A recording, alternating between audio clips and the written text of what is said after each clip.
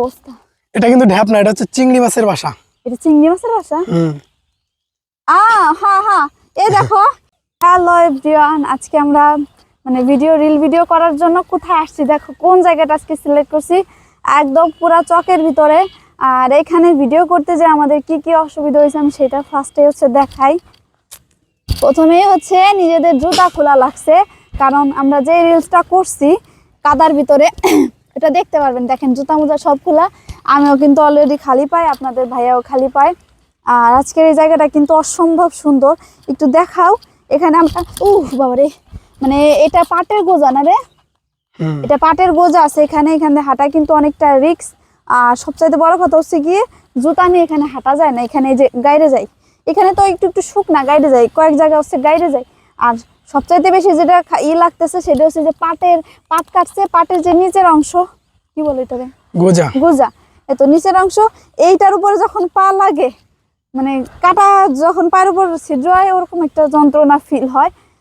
তবে জায়গাটা কিন্তু অসম্ভব সুন্দর। কিছুদিন আগে এই জায়গাটার ভিডিও দিছিলাম, এখানটা পুরাটা একদম পানি ছিল, তখন নৌকায় ঘুরছি, অনেক সুন্দর ছিল। দেখেন আল্লাহর কি নিয়ামত, অল্প কিছু দিনের ব্যবধানে এখন এই পুরা মাঠ, এই পুরা চকটা এখন বিল নাই, এখন চক হয়ে গেছে, কারণ এখানে ফসলি জমি আবাদ করা হবে। এটা হচ্ছে আল্লাহর এক অপূর্ব নিয়ামত, ঠিক আছে? ওইদিকে একটু দেখাও, সারি সারি কত বক। ওইদিকে আমি যাইতে পারবো না, কারণ ওইদিকে আমি গাইডে যাবো। ওরে বাবারে, ওইদিকে শুকনা না, এগুলা মনে হয় ঢ্যাব ঢ্যাব, দেখছো?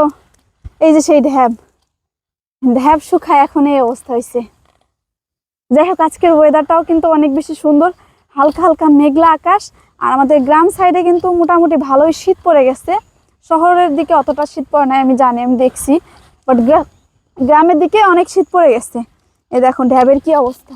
এটা কিন্তু ঢ্যাপ না, এটা হচ্ছে চিংড়ি মাছের বাসা। এটা চিংড়ি মাছের বাসা?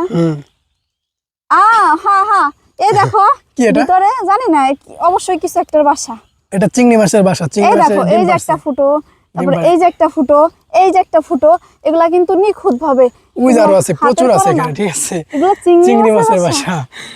তুমি হয়তো জানো না, জানা ছিল না। আম্মু তুমি ওইখানে যাও, কাদা মেখে যাবে, ওইখানে যাও। এরকম ভাবে একটা বাসা তৈরি করতে অনেক কষ্ট হয়। এইটা মানুষের দ্বারা মানে এই না, এটা হচ্ছে কি অন্য কিছুতে করছে, একদম নিখুঁত ভাবে খোদাই। বাবুই পাখিতে যেমন ওই যে দেখো ডিমগুলা শুকায় আছে চিংড়ি মাছের। হ্যাঁ, এগুলা চিংড়ি মাছের ডিম সব আসলে পানির তলে ছিল। আচ্ছা বলো তো, পানির তলে যে পানিগুলা শুকাই গেছে না, তাহলে এই যে মাছ ছিল সেই মাছগুলা গেল কই?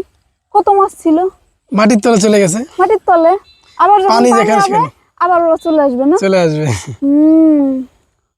এই জিনিসটা আসলে আমি প্রথমবার দেখলাম। আমার মতো কে কে এই সাইডে একটু আকাশটার ভিউ নাও, এই সাইডের আকাশটা জাস্ট ওয়াও, রে অনেক বেশি সুন্দর, আসলে অনেক সুন্দর।